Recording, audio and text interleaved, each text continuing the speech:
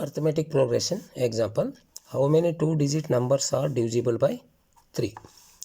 Answer. First 2-digit number is 12. 12 is divisible by 3. Adding 3. 15. Again 15 plus 3 18. So on continue. The last 2-digit number is 99 divisible by 3. Therefore, here first term is A. A is 12 and D. Common difference 15 minus 12. 15 minus 12 is 3. 99 is the last term of the AP. That is 99. What we have to find out here? N, number of terms. We have the formula AN is equal to A plus N minus 1 into D is the formula.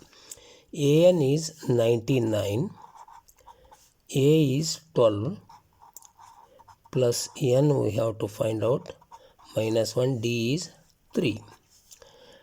99, 12 take left side becomes minus 12 is equal to N minus 1 into 3. 99 minus 12 is 87. N minus 1 into 3. N minus 1 is equal to 87 divides this 3. 3 1s are 3.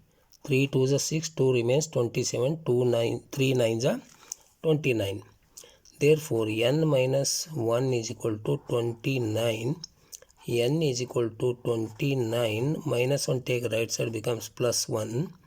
N equal to 30.